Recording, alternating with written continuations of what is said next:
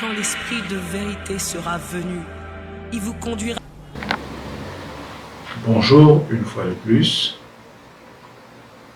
Pour moi, c'est encore un réel plaisir de m'adresser à toi, de partager la pensée de Dieu.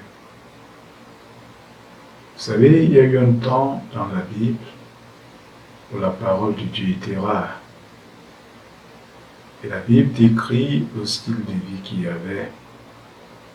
Les gens menaient en ce moment-là, les gens subissaient la vie et n'étaient pas du tout épanouis. Aujourd'hui, nous parlons d'un thème qui est extrêmement important: vivre le christianisme et ne pas le subir. Comme je l'ai dit préalablement, beaucoup subissent le christianisme et ne le vivent pas.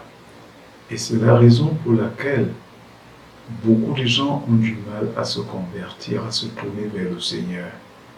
En peu de minutes, je vais partager avec toi, je vais lire dans l'évangile de Marc au chapitre 10, à partir du verset 28, l'exemple d'un homme qui a suivi Jésus, mais il a pu subir le christianisme qu'il ne l'a vécu.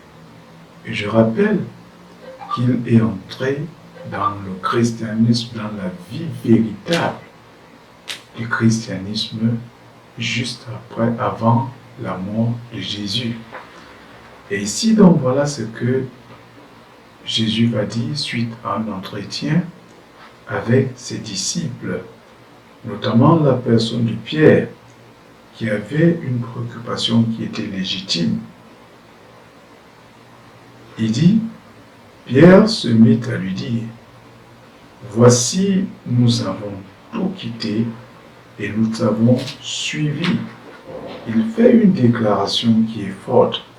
Il dit, « Nous avons tout quitté, nous t'avons suivi. » En d'autres mots, c'est sous forme de regret. Il est en train de faire le bilan de toutes les années qu'il a marché avec Jésus. Il constate qu'il n'a rien gagné. Au contraire, il a tout perdu. Et dans sa réflexion, il dit, mais si tel était dans le cas, pourquoi j'ai tout quitté? Et je pense qu'il a dû causer avec d'autres disciples. Et comme il était toujours le plus courageux, il vient vers Jésus pour lui dire, « Maître, voici nous avons tout quitté et nous t'avons suivi. » Et la réponse du Seigneur va nous intéresser. Et à partir de sa réponse tout à l'heure, tu comprendras et verras que Jésus n'a jamais voulu que les hommes subissent le christianisme.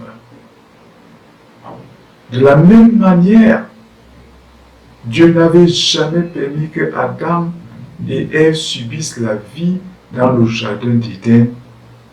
Il a mis tout à leur disposition. Jésus ne le veut pas aussi pour nous. Plus intéressant, au verset 29, il dit, « Jésus répondit, « Je vous le dis en vérité, il n'est personne qui ayant tout quitté à cause de moi et à cause de la bonne nouvelle, sa maison ou ses terres, ses frères ou ses sœurs, ou sa mère, ou son père, ou ses enfants, ou ses terres, ne reçoivent au centuple dans le siècle, dans ce siècle, et des maisons, des frères et des sœurs, des mères, des enfants, des terres, avec des persécutions dans le siècle à venir, et la vie éternelle. » Alors, à partir de la réponse du Seigneur Jésus, il y a donc un problème entre la déclaration de Pierre. Pierre qui dit, « Nous avons tout quitté, nous t'avons suivi, et nous voyons comment la misère, la pauvreté, le manquement, le désespoir s'est attaché à notre vie, les moqueries, les intrigues. Et pourtant nous étions des pécheurs, nous avions de l'argent, mais à cause de toi, il pointe un doigt accusateur sur le Seigneur, comme toi et moi nous le faisons souvent. Et Jésus répond dans le verset 29 pour dire, Pierre, je n'ai jamais été, je ne serai jamais, et je ne suis pas la source des malheurs d'une personne. Si effectivement, comme tu le dis, tu avais tout quitté, Pierre, pour me suivre, tu ne serais pas perdant. Personne ne laisse tout pour me suivre et perd. Personne ne me suit et subit ma vie, mais il vit ma vie. Personne. Donc ce n'est pas toi qui m'écoutes, qui sera déçu, que Dieu va tromper. Non, il est un Dieu fidèle. Ce que sa bouche dit, sa main l'accomplit. Il dit, personne ne peut tout quitter à cause de mon royaume. En d'autres mots, Pierre, tu mens. Pierre, tu ne dis pas la vérité. Parce que si tu quittais tout, effectivement, tu ne serais pas dans le manquement. J'ai prévu énormément de biens pour ceux qui quittent tout pour me suivre. Et il s'est même énuméré les biens matériels. La condition, ce n'est pas les prophéties que les prophètes font sur toi. C'est que Dieu veut voir un homme qui a tout quitté, qui s'est séparé de tout.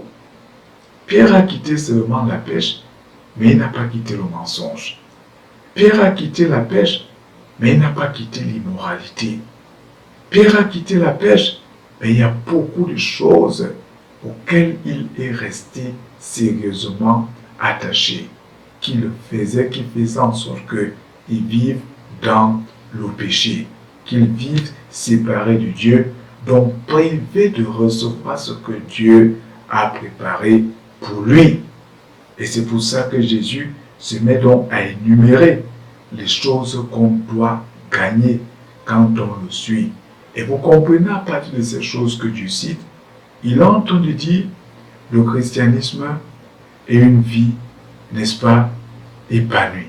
Le christianisme, c'est en quelque sorte une vie de qui perd-gagne. Je perds tout, je gagne tout avec le Seigneur. Je perds tout, le monde, le diable et tout, les honneurs et autres, mais je gagne les biens durables avec le Seigneur. Ici, quelques-uns de ces biens, pour finir, il dit, il n'est personne qui ayant quitté à cause de moi et à cause de la bonne nouvelle, il précise, sa maison, ou ses terres, ou ses sœurs, ou sa mère, ou son père, ou ses enfants, ou ses terres, ne reçoivent au centuple dans ce siècle.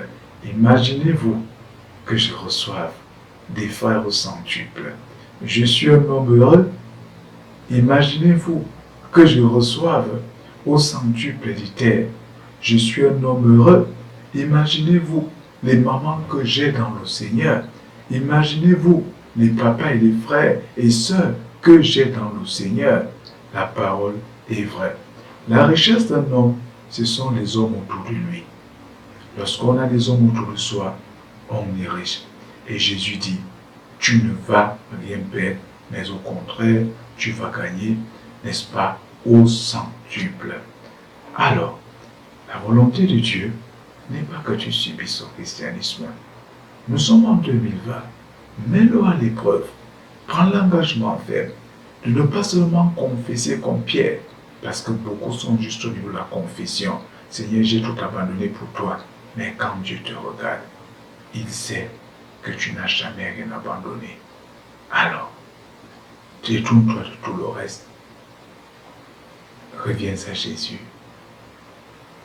Il est là pour te donner la vie et la vie en abondance, pour que tu cesses de subir le christianisme et que tu le vives. Que le Seigneur te bénisse. Je suis content de partager cela avec toi, mais au prochain enseignement, nous parlerons de connaître Jésus, l'auteur du christianisme. Que le Seigneur te bénisse et à très bientôt.